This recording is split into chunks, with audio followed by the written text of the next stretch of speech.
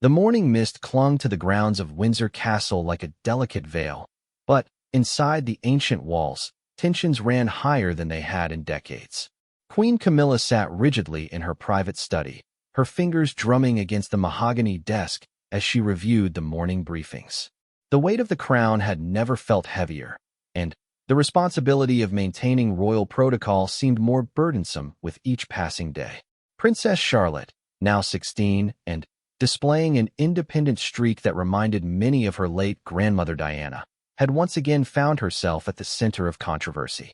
The young princess had been photographed the previous evening at a charity event, but not in the way the royal family had hoped. Instead of the carefully orchestrated photo opportunities that palace staff had arranged, Charlotte had been captured in candid moments, laughing freely with volunteers, sitting on the floor with disadvantaged children, and even helping to clean up after the event. To the public, these images were heartwarming. Social media exploded with praise for the young princess who seemed genuinely connected to the people she was meant to serve. Comments flooded in about how refreshing it was to see a royal family member acting naturally, without the usual stiff formality that characterized most official appearances. The hashtag Princess of the People began trending within hours of the photos being published. However, within the palace walls, the reaction was decidedly different. Camilla had spent years working to establish herself as a respected queen, fighting against decades of public scrutiny and comparison to the beloved Princess Diana. She had learned to navigate the treacherous waters of royal protocol with careful precision, understanding that every public appearance was a calculated performance designed to maintain the monarchy's dignity and authority. Charlotte's spontaneous behavior at the charity event represented everything Camilla had been taught to avoid. The young princess had removed her shoes to sit more comfortably with the children, had accepted food from volunteers despite security protocols, and had even been photographed hugging a homeless man who had been helped by the charity. While these actions endeared her to the public, they violated numerous security and protocol guidelines that had been established for the protection and dignity of the royal family. The morning briefing had been particularly tense. Private Secretary Sir Edmund Thornfield, a man who had served the royal household for over 2 decades, presented the situation with his usual diplomatic language, but the underlying concern was clear. The palace's carefully managed public image was being undermined by Charlotte's increasingly independent behavior, and something needed to be done before it escalated further. "Your Majesty," Sir Edmund had said, adjusting his wire-rimmed glasses, "the princess's actions, while well-intentioned, are setting a concerning precedent. If we allow this level of informality to continue, it may encourage similar behavior from other members of the family, particularly the younger generation." Camilla had listened in silence, her expression growing more stern with each word. She remembered her own struggles to gain acceptance within the royal family, the years of criticism and scrutiny she had endured. Every action had been analyzed, every appearance dissected by the media and the public. She had learned to present herself with unwavering composure, to never let her guard down, to always remember that she represented something larger than herself. The security briefing that followed was even more troubling. Charlotte's informal interactions with members of the public posed potential risks that the security team was struggling to manage. Her tendency to break away from prescribed routes, to engage with unexpected individuals, and to ignore the subtle signals from her protection officers created scenarios that could compromise not only her own safety, but the security of the entire royal family. Commander James Blackwood, head of royal protection, had been particularly frank in his assessment. "Ma'am, the princess's unpredictable behavior makes our job significantly more challenging. Last night, she disappeared from her assigned position for nearly 20 minutes to help in the kitchen. We lost visual contact, and anything could have happened during that time." The weight of these concerns pressed heavily on Camilla's mind as she considered her options. She understood Charlotte's desire to connect with people in a meaningful way, but she also recognized the dangers of allowing royal protocol to be abandoned so casually. The monarchy had survived for centuries by maintaining a careful balance between accessibility and dignity, between connection and distance. The decision that formed in her mind was not made lightly. Camilla understood that what she was contemplating would be controversial, but she believed it was necessary for the long-term protection of both Charlotte and the institution they represented. The young princess needed to understand that her actions had consequences, not just for herself, but for everyone around her. After dismissing her advisors, Camilla spent the next hour walking through the castle's corridors, past portraits of monarchs who had faced their own challenges and crises. She thought about Queen Elizabeth II, who had navigated decades of change while maintaining the monarchy's stability. She considered the lessons her late mother-in-law had taught her about the importance of duty over personal desire, about the sacrifices required to serve the crown effectively. By the time the afternoon briefing began, Camilla had made her decision. The room fell silent as she announced her intention to have Princess Charlotte formally detained within the palace grounds for a period of reflection and education about royal responsibilities. The detention would not be punitive in a traditional sense, but would serve as a clear message about the importance of following established protocols and understanding the weight of royal duty. Sir Edmund's face paled as he processed the Queen's words.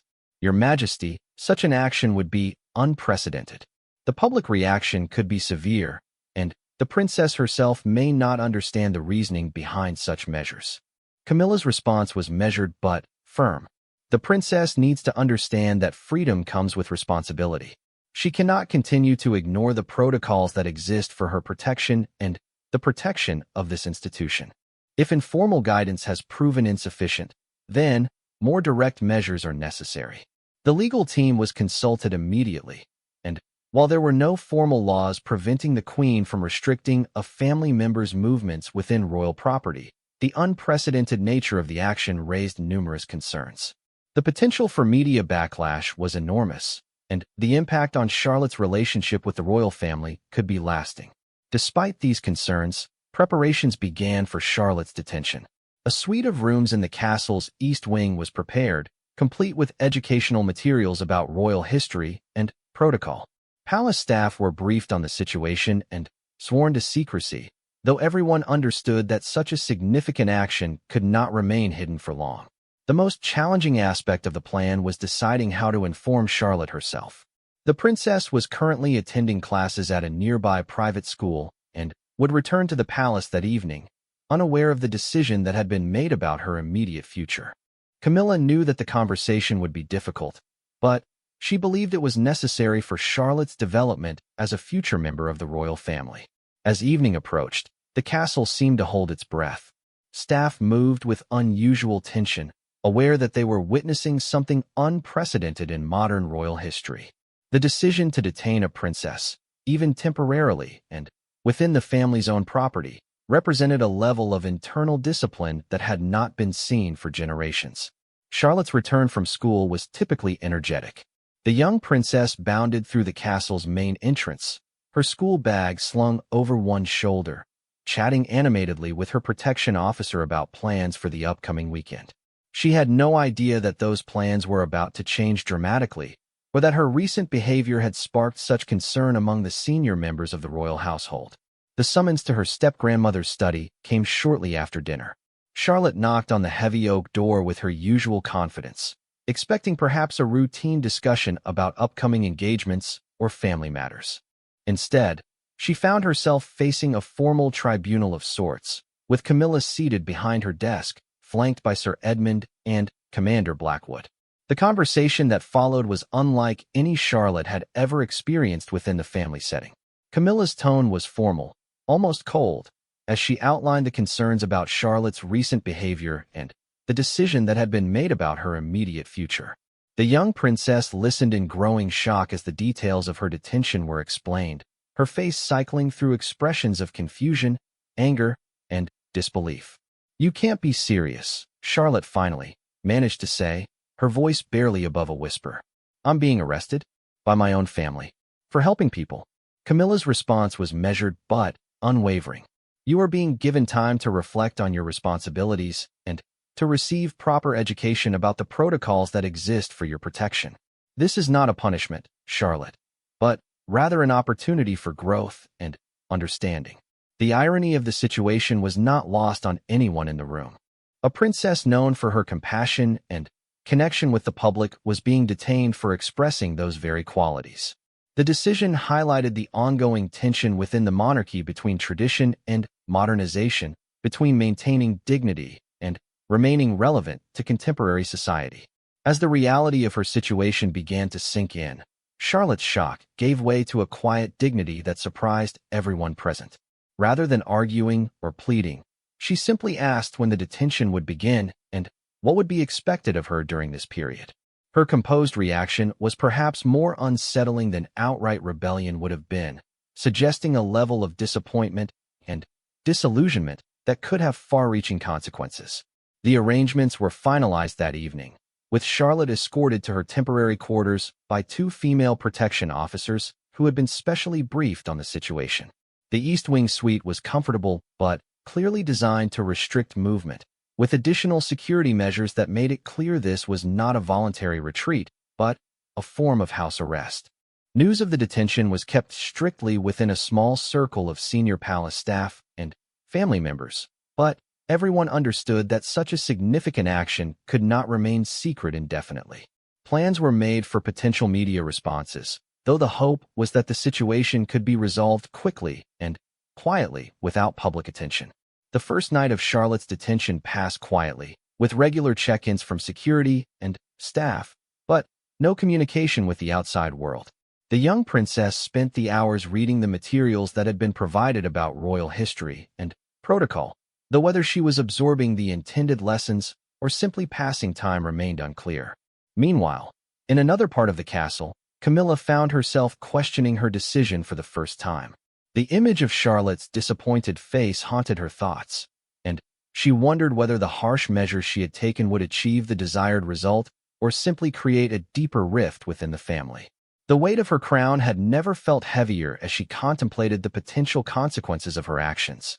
The stage was set for a confrontation that would challenge everything the royal family thought they understood about duty, tradition, and the changing expectations of modern monarchy. Charlotte's detention represented more than just a disciplinary measure. It was a test of whether the ancient institution could adapt to the changing world while maintaining its essential character and authority. As dawn broke over Windsor Castle, both the Queen and the detained princess faced an uncertain future, unaware that the actions of a single palace guard would soon change everything they thought they knew about loyalty, duty, and the true meaning of royal service.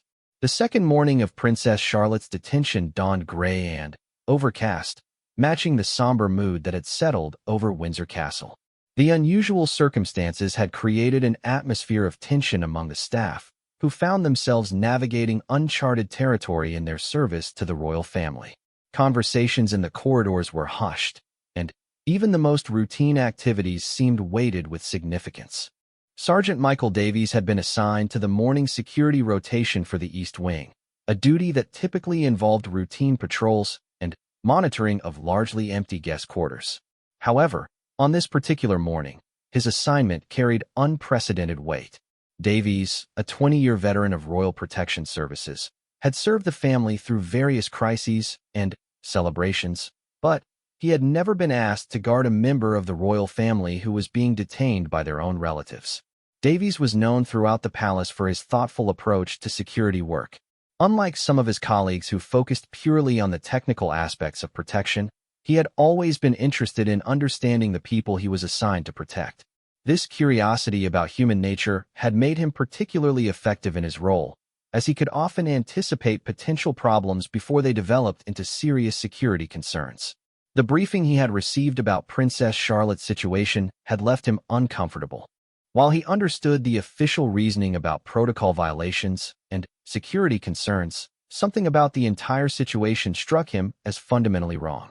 He had observed Charlotte during numerous public appearances over the years, and had always been impressed by her genuine warmth and natural ability to connect with people of all backgrounds. As he began his morning rounds, Davies found himself thinking about his own daughter, who was roughly Charlotte's age. The idea of a teenager being confined for showing compassion and breaking minor rules seemed excessive, even within the strict hierarchy of royal service. His personal feelings, however, were secondary to his professional obligations, and he approached his duties with the same diligence he had maintained throughout his career. Charlotte herself had spent a restless night in her temporary quarters. The comfortable furnishings and familiar surroundings could not disguise the fact that she was essentially imprisoned within her own home. She had read through some of the protocol manuals that had been provided, finding them dry and disconnected from the reality of modern life. The documents spoke of tradition and duty in abstract terms, but they failed to address the fundamental question of how the monarchy could remain relevant in a rapidly changing world. The young princess had always been intellectually curious, a trait that had been encouraged by her parents and tutors. She understood the historical importance of the monarchy and respected the sacrifices that previous generations had made to preserve the institution. However, she also recognized that the world had changed dramatically since many of these protocols had been established, and she believed that the royal family needed to evolve to meet contemporary expectations. Her first interaction with Sergeant Davies came during his routine security check shortly after breakfast.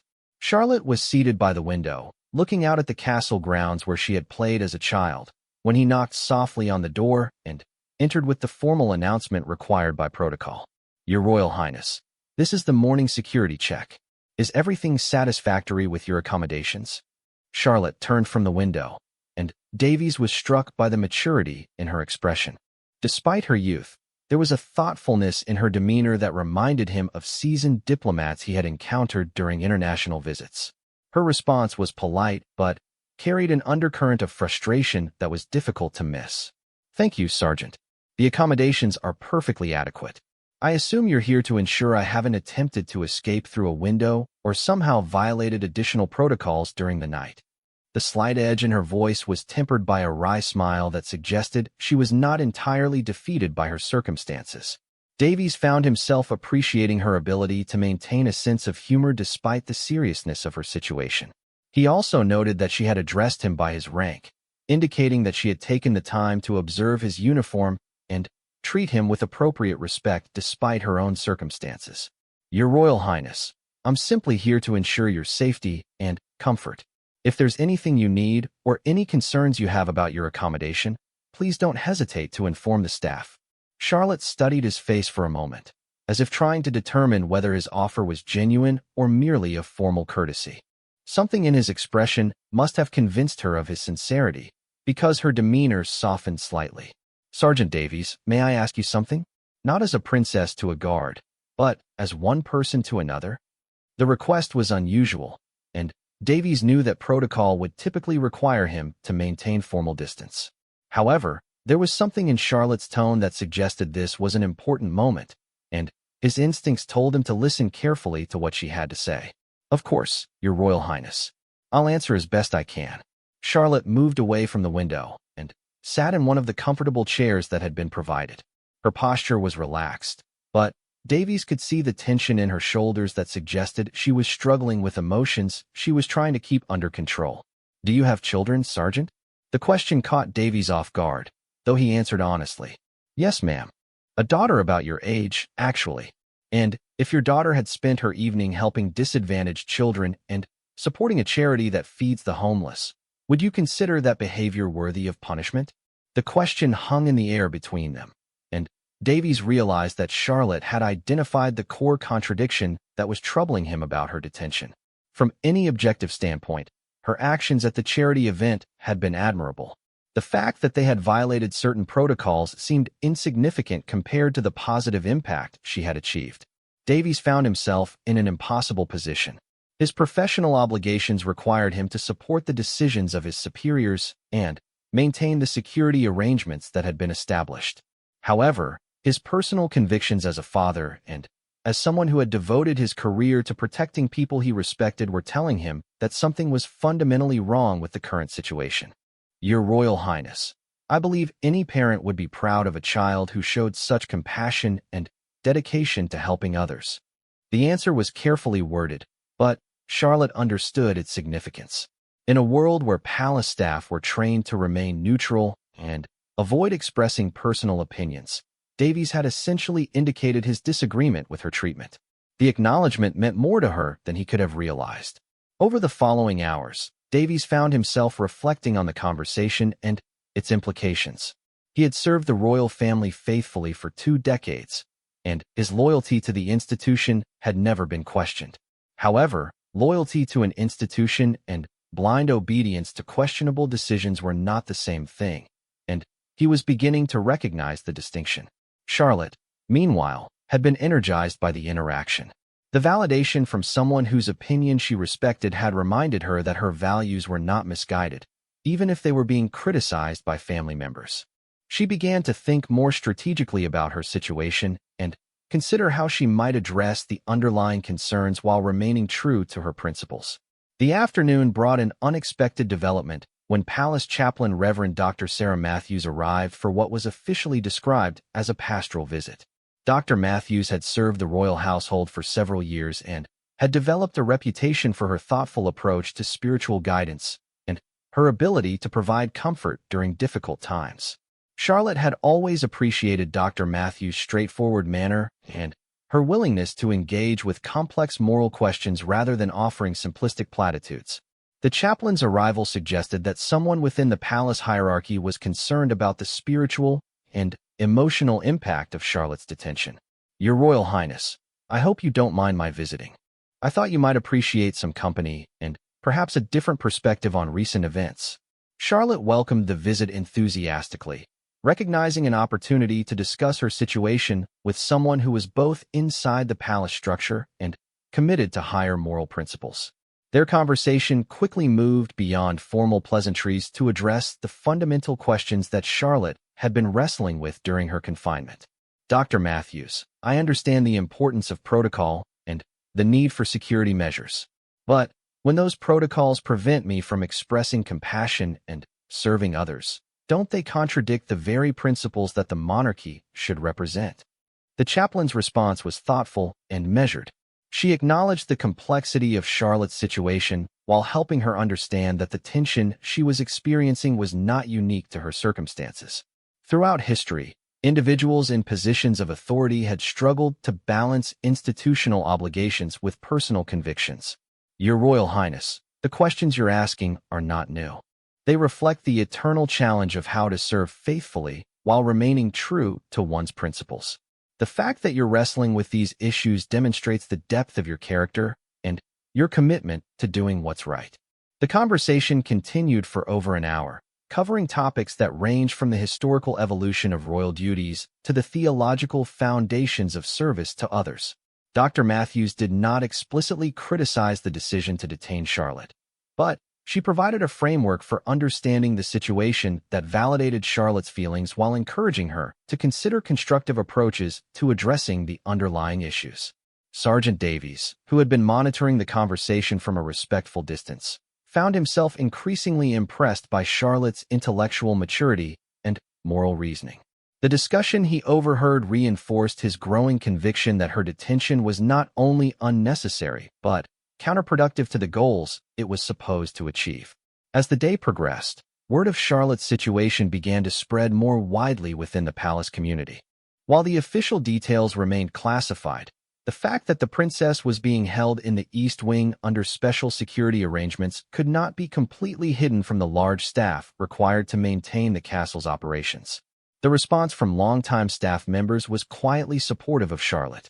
Many had watched her grow up within the palace walls and had witnessed firsthand her genuine kindness and consideration for others. The idea that these qualities were being treated as character flaws worthy of punishment struck many as a troubling departure from the values they associated with royal service. Cook Mary Henderson, who had prepared Charlotte's meals since she was a small child, expressed her concerns to other kitchen staff. "That young lady has never shown anything but kindness to everyone she meets. I've seen her thank every server and ask about their families. If we're punishing children for being kind, then what kind of world are we creating?" Similar conversations were taking place throughout the castle as staff members struggled to reconcile their respect for royal authority with their personal feelings about Charlotte's situation. The unusual circumstances were creating fissures in the normally united front that palace employees presented to the outside world. Meanwhile, Queen Camilla was receiving regular reports about Charlotte's condition and behavior during her detention. The reports indicated that Charlotte was complying with all requirements, and showing no signs of defiance or attempts to violate her restrictions. However, they also suggested that she was using her time for reflection and reading in ways that might not be producing the intended results. Sir Edmund Thornfield had begun to express private concerns about the potential long-term consequences of the detention. While he had initially supported the decision as a necessary disciplinary measure, he was beginning to recognize that the situation was more complex than they had anticipated. "Your Majesty," he had reported during the afternoon briefing, "the princess appears to be using her confinement as an opportunity for intellectual exploration rather than simple compliance. Her requests for additional reading materials suggest she's researching historical precedents and alternative approaches to royal service." This news was both encouraging and troubling for Camilla. On one hand, it demonstrated that Charlotte was taking her royal education seriously. On the other hand, it suggested that she was not simply accepting the lessons she was supposed to be learning, but was instead developing her own understanding of royal duty that might not align with traditional expectations. The complexity of the situation was further highlighted by reports from various staff members about Charlotte's interactions during her detention. Rather than displaying resentment or rebellion, she had consistently shown grace and consideration for everyone involved in her confinement. Her behavior was making it increasingly difficult to justify the harsh measures that had been taken. As the evening approached, Davies found himself preparing for another security check, but this time he approached the duty with a specific purpose. The conversation with Charlotte that morning had planted seeds of doubt that had grown throughout the day, and he had reached a conclusion that would require considerable courage to act upon. The princess was again seated by the window when he entered, but this time she was writing in a journal that had been provided for her personal use. She looked up as he entered and offered the same polite greeting she had maintained throughout her detention. "Your Royal Highness, I hope your day has been productive." Charlotte set down her pen and turned her full attention to Davies. Something in his expression suggested that this visit was different from the routine checks he had been conducting. "Sergeant Davies, thank you for asking. It has been illuminating, actually. I've been doing some research into the history of royal service and the evolution of protocol over the centuries." Davies nodded, recognizing that Charlotte was preparing to share insights that she had developed during her reflection time. He also realized that the moment had arrived for him to ask the question that had been forming in his mind throughout the day. "Your Royal Highness, may I ask you something that's been troubling me?" The formality of his request indicated its importance, and Charlotte gave him her complete attention. "Of course, Sergeant." Davies took a deep breath, knowing that his next words would change the trajectory of his career and potentially alter the course of events for Charlotte and the royal family. "Ma'am, I've served this family faithfully for 20 years, and I've always believed that royal service means protecting not just the physical safety of the royal family, but also the principles and values they represent. I need to ask, how does detaining you for showing compassion and serving others align with those principles?" The question hung in the air like a challenge to everything the royal household represented. Sergeant Davies had not simply inquired about protocol or procedure. He had questioned the moral foundation of Charlotte's detention. The courage required to pose such a question to a member of the royal family, while serving in an official capacity, was extraordinary. Charlotte studied Davies' face carefully, recognizing the significance of what he had just asked. Throughout her detention, she had been treated with formal courtesy, but emotional distance by most staff members. Davies was the first person to acknowledge that there might be a fundamental contradiction between her punishment and the values the monarchy claimed to uphold. "Sergeant Davies," she responded slowly, "that is exactly the question I have been asking myself since this began. I cannot understand how expressing compassion has become something that requires correction or punishment." The directness of her response seemed to give Davies permission to continue expressing his concerns. "Your Royal Highness, I've watched you interact with people for years. I've seen how you treat everyone with dignity, from heads of state to kitchen staff. If we're saying that kind of behavior is wrong, then I think we need to examine what we're really protecting." Charlotte rose from her chair and moved closer to where Davies stood. The physical distance between them decreased, but, more importantly, the formal barriers that typically separated royalty from staff seemed to dissolve in the face of their shared recognition of injustice. You know what troubles me most, Sergeant? I keep reading these protocol manuals, trying to understand what I did wrong, but I cannot find anything that explains why helping people is considered dangerous or inappropriate. The rules talk about security and dignity, but they don't address the fundamental purpose of royal service. Davies nodded, understanding exactly what Charlotte meant. His years of experience had taught him that effective security was not simply about following predetermined procedures, but about understanding and protecting what was truly valuable. In Charlotte's case, her genuine connection with people was one of her greatest strengths, not a weakness to be suppressed. Ma'am, if I may speak freely, I think the problem is that some people have confused protecting the monarchy with protecting old ideas about how the monarchy should behave. But institutions that cannot adapt to changing times often become irrelevant, regardless of how well they're protected. The conversation was interrupted by the arrival of Dr. Matthews, who had returned for an evening visit. The chaplain sensed immediately that something significant was happening between Charlotte and Davies, and she approached the situation with the diplomatic skill that had made her so effective in her role. "I hope I'm not interrupting something important," Dr. Matthews said, though her tone suggested she was quite aware that she was witnessing an unusual moment. Charlotte looked at Davies, then at the chaplain, and made a decision that would prove to be pivotal. "Actually, Dr. Matthews, I think your timing is perfect. Sergeant Davies has just raised a question that goes to the heart of what we've been discussing about the purpose of royal service." Davies felt a moment of concern, realizing that his comments might be reported to his superiors. However, something about Dr. Matthews' expression suggested that she might be sympathetic to the concerns he had raised rather than critical of his departure from standard protocol. "What kind of question?" Dr. Matthews asked, settling into a chair and indicating that she was prepared to listen seriously to whatever was being discussed. Charlotte explained the essence of Davies' inquiry about the contradiction between her detention and the principles of royal service. As she spoke, Dr. Matthews nodded thoughtfully, clearly wrestling with the same moral complexities that had troubled both Charlotte and Davies. "That is indeed a profound question," Dr. Matthews acknowledged. "It touches on fundamental issues about the relationship between authority and conscience, between institutional loyalty and moral conviction." The three found themselves engaged in a conversation that was unprecedented in the formal environment of the royal household. A princess, a security officer, and a chaplain were discussing questions that challenged the basic assumptions underlying Charlotte's punishment and, by extension, the direction of the monarchy itself. Davies shared his observations about Charlotte's public service, describing how her natural warmth and genuine interest in people had enhanced rather than compromised security during various events. He explained how her ability to connect authentically with diverse groups had actually made his job easier in many situations, as people responded to her sincerity with respect and cooperation. "Your Royal Highness has a gift for making people feel valued and heard," he explained. "In my experience, that kind of genuine connection is one of the most effective security measures possible. People protect what they respect, and they respect leaders who show them genuine care."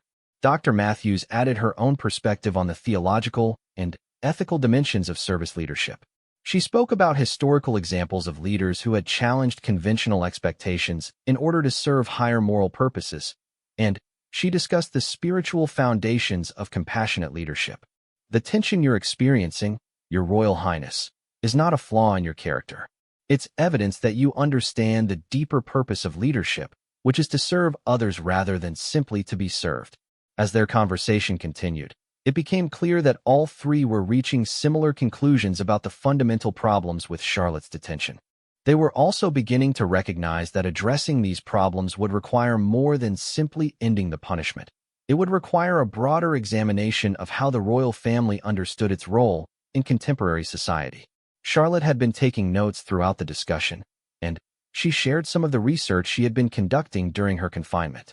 She had discovered numerous historical examples of royal family members who had been criticized for showing too much compassion or breaking with convention, only to be vindicated by later events and changing social expectations. "Look at this," she said, showing them a passage she had marked in one of the history books. Princess Diana was criticized by some palace officials for her informal approach to royal duties, but History has shown that her willingness to connect with people in genuine ways strengthened rather than weakened the monarchy's relationship with the public. The parallel was obvious and powerful. Charlotte was following in the footsteps of her grandmother, whose legacy had been defined by her compassionate approach to royal service. The attempt to suppress similar qualities in Charlotte could be seen as an attempt to prevent her from fulfilling her potential as a future leader. Davies found himself thinking about his own role in the situation. As a security professional, he had always focused on protecting the royal family from external threats. However, the conversation was helping him understand that sometimes the greatest threats to the monarchy came from within, in the form of outdated thinking that prevented the institution from adapting to changing expectations. "Your Royal Highness," he said, "I think I need to ask myself whether I'm truly serving the royal family by helping to enforce measures that could damage your development as a future leader. My oath is to protect you, and I'm beginning to think that might mean protecting your ability to serve others effectively." The statement was remarkable in its implications. A senior protection officer was essentially declaring that he considered Charlotte's detention to be contrary to her best interests and, by extension, contrary to the interests of the monarchy itself. The position took considerable courage, as it put him at odds with the direct orders of his superiors. Dr. Matthews recognized the significance of Davies' statement and the potential consequences for his career. "Sergeant Davies, what you're describing is a classic conflict between institutional loyalty and moral conviction. History is full of individuals who had to choose between following orders and doing what they believed was right." Charlotte was deeply moved by Davies' willingness to risk his position to support her. Throughout her life, she had been surrounded by people who were deferential to her status, but Davies was demonstrating a different kind of respect, one based on principle rather than protocol. "Sergeant Davies, I want you to know how much your support means to me. But I also don't want your career to suffer because of my situation. The problems we're discussing are larger than any individual, and they'll require systemic solutions rather than individual acts of defiance." Her concern for Davies' welfare demonstrated the mature leadership qualities that made her detention seem even more inappropriate. Rather than focusing solely on her own circumstances, she was considering the impact of the situation on others and thinking strategically about how to address underlying problems. Their conversation was interrupted by the arrival of Sir Edmund Thornfield, who appeared at the door with an expression that suggested he was aware that something unusual was taking place. The private secretary's timing was either coincidental or the result of reports from other staff members who had observed the extended discussions taking place in Charlotte's quarters. "Your Royal Highness, Dr. Matthews, Sergeant Davies," he acknowledged each of them formally. "I hope I'm not intruding on important discussions." The tone of his statement suggested that he was indeed aware that important discussions were taking place, and that he might have concerns about their nature. Sir Edmund had served the royal household long enough to recognize when conventional boundaries were being challenged. Charlotte decided to address the situation directly rather than attempting to hide the nature of their conversation. "Sir Edmund, we've been discussing some fundamental questions about the purpose of royal service and the relationship between protocol and moral obligation." Sir Edmund's expression revealed his discomfort with the direction the conversation appeared to have taken. "Your Royal Highness, while philosophical discussions are certainly valuable, I hope you understand that the current arrangements have been made for very specific reasons related to your safety and the stability of the royal household." Davies felt compelled to respond, despite the risk to his position. "Sir Edmund, with respect, I think we need to consider whether the current arrangements are actually serving those goals. My experience suggests that Princess Charlotte's approach to public service enhances rather than compromises both her safety and the monarchy's stability." The statement represented a direct challenge to the reasoning behind Charlotte's detention, delivered by someone with the professional expertise to make such an assessment credibly. Sir Edmund was clearly taken aback by Davies' willingness to question official policy so directly. Dr. Matthews added her own perspective, speaking with the moral authority that came with her position as palace chaplain. "Sir Edmund, I think we also need to consider the spiritual and ethical dimensions of this situation. The principles that guide the royal family's service should be consistent with the values we claim to represent." Sir Edmund found himself facing a united front that included representatives from security, spiritual guidance, and the royal family itself. The convergence of perspectives was difficult to dismiss as simply the complaints of a rebellious teenager or the misguided opinions of individual staff members. "I understand your concerns," he said carefully, "but I must remind everyone that decisions about royal protocol and security are made at the highest levels after careful consideration of multiple factors. These are not matters for informal debate or individual interpretation." Charlotte recognized that Sir Edmund was trying to end the discussion by asserting institutional authority, but she also sensed that he was not entirely comfortable with the position he was defending. Her research had taught her that successful leadership sometimes required challenging authority respectfully, but persistently.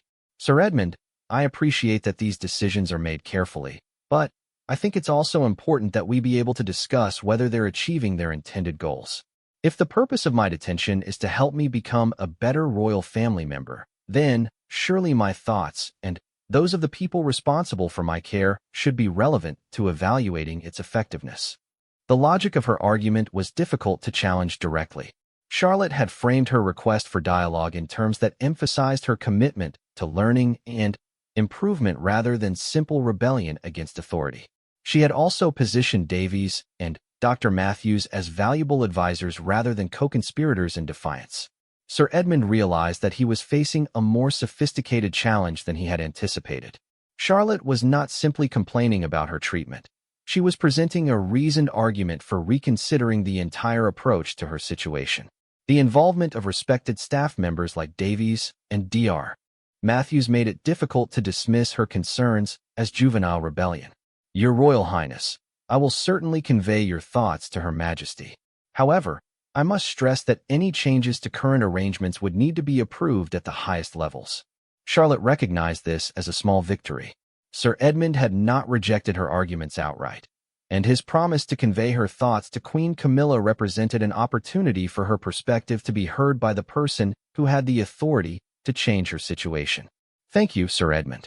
I would also like to request that the perspectives shared by Sergeant Davies and Dr. Matthews be included in any discussion of my situation. Their professional insights are valuable, and their support means a great deal to me." The request was reasonable and difficult to refuse, though Sir Edmund clearly understood that including Davies and Dr. Matthews' perspectives would strengthen Charlotte's position considerably. A security professional and a chaplain who supported her approach to royal service carried significant credibility within the palace hierarchy. As Sir Edmund departed to prepare his report, the three who remained understood that they had crossed a threshold. What had begun as informal conversations had evolved into a coordinated challenge to official policy, with potentially significant consequences for everyone involved. The question that Davies had posed about the contradiction between Charlotte's detention and the principles of royal service had sparked a broader examination of fundamental assumptions about monarchy, duty, and leadership. The answer to that question would determine not only Charlotte's immediate future, but the direction of the royal family for years to come. The emergency meeting called by Queen Camilla that evening was unlike any that had taken place in recent royal history. The unprecedented nature of Charlotte's detention had created ripples throughout the palace hierarchy, and the reports from Sir Edmund about the discussions taking place in the East Wing had forced a complete re-evaluation of the situation. Camilla sat at the head of the conference table in the castle's private meeting room, surrounded by the key advisors who had been involved in the decision to detain Charlotte. However, the dynamic in the room had changed significantly since their initial meeting 2 days earlier. What had seemed like a straightforward disciplinary matter had evolved into a complex challenge to fundamental assumptions about royal service and leadership. Sir Edmund's report had been thorough and troubling. The convergence of opinion among Charlotte, Sergeant Davies, and Dr. Matthews represented more than simple sympathy for a detained teenager.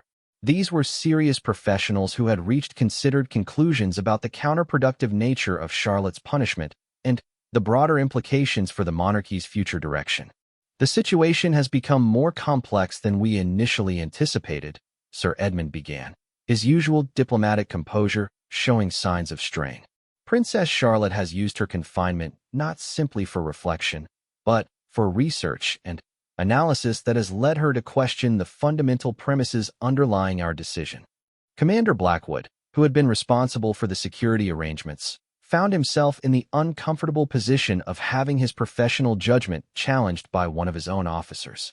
Davies' assertion that Charlotte's informal approach to public service actually enhanced rather than compromised security was particularly difficult to dismiss, given his extensive experience and previously unblemished record. "Your Majesty," Blackwood reported, "Sergeant Davies has served this family with distinction for 20 years. His assessment of Princess Charlotte's public interactions carries considerable weight within our security team. I cannot simply dismiss his concerns without serious consideration." The admission represented a significant crack in the unified front that had initially supported Charlotte's detention. If the head of royal protection was acknowledging the validity of concerns raised by his subordinate, it became much more difficult to maintain that security considerations justified the continued restrictions on Charlotte's freedom.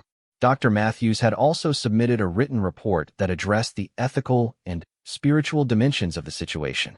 Her analysis was particularly powerful because it came from someone with deep theological training and extensive experience in moral counseling.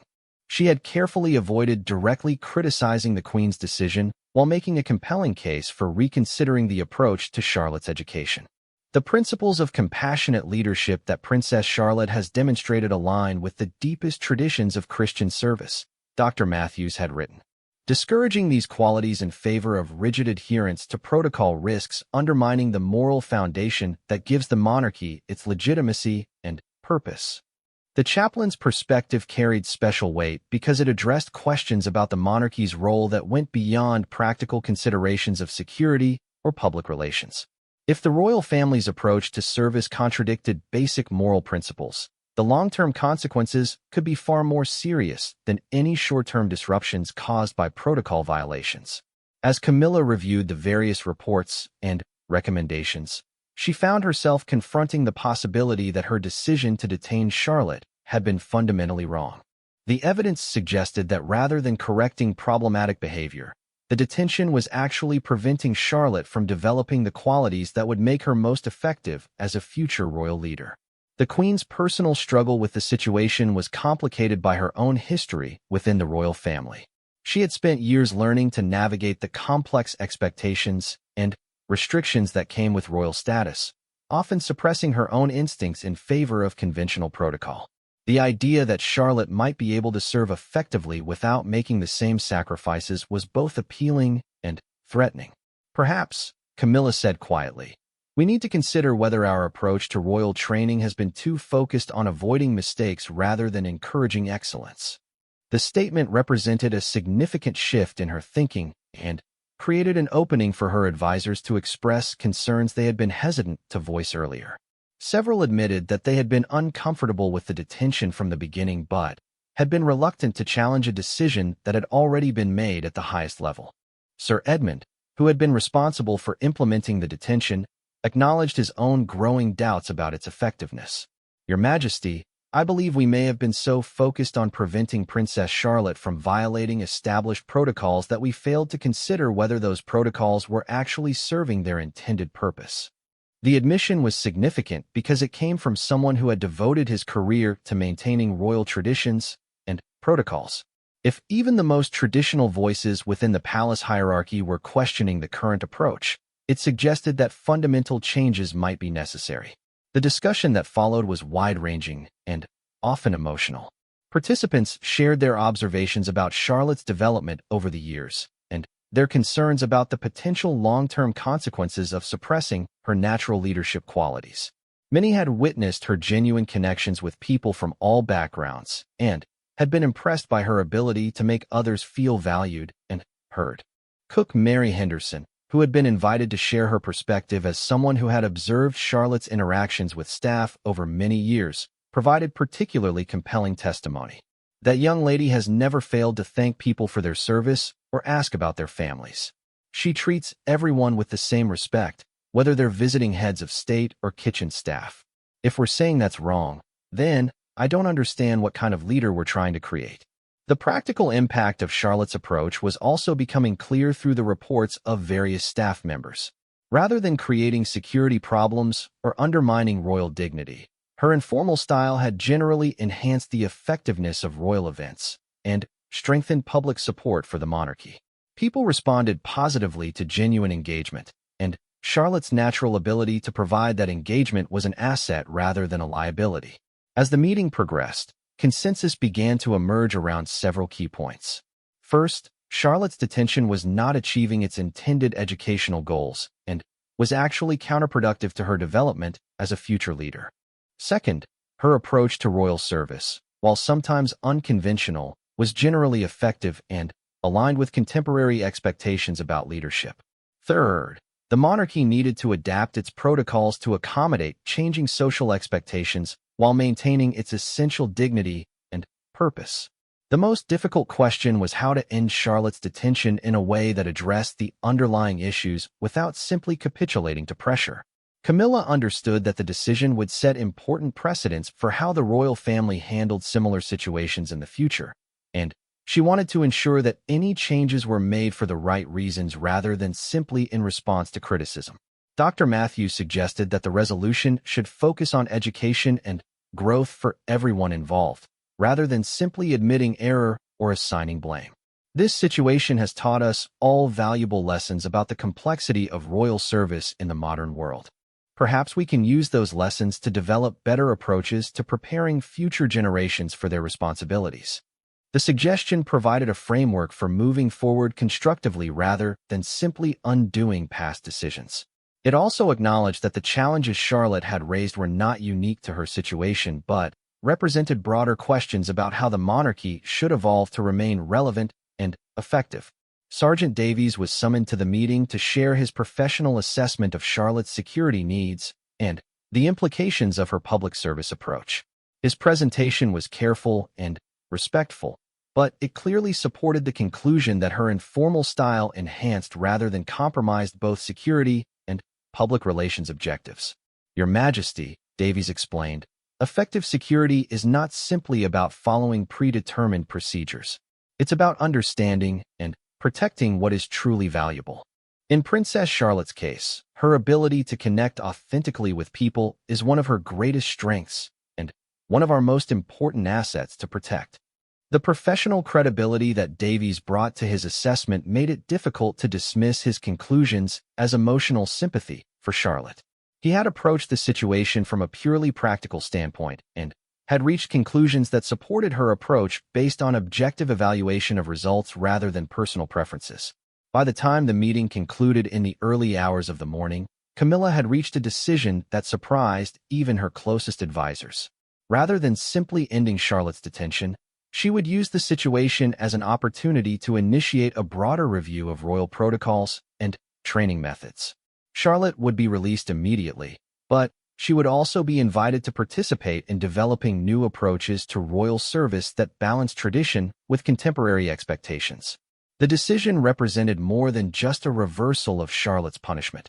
It was an acknowledgement that the young princess had identified real problems that required systematic solutions.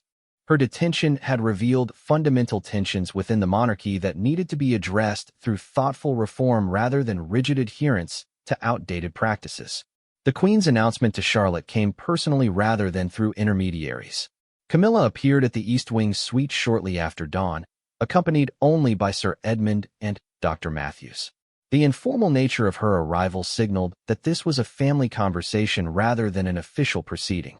Charlotte had been awake for hours, writing in her journal and reviewing the materials she had studied during her confinement. She looked up in surprise as Camilla entered, rising respectfully but with obvious wariness about what this unexpected visit might mean. "Charlotte," Camilla began, dispensing with formal titles, "I owe you an apology. Your detention was based on assumptions that have proven to be incorrect, and I take full responsibility for the error in judgment." The directness of the apology caught Charlotte off guard.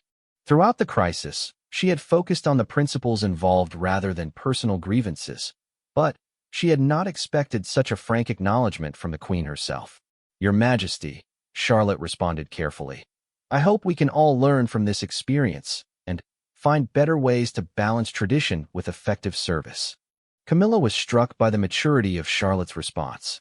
Rather than expressing resentment or demanding vindication, the young princess was already thinking about constructive solutions to the underlying problems.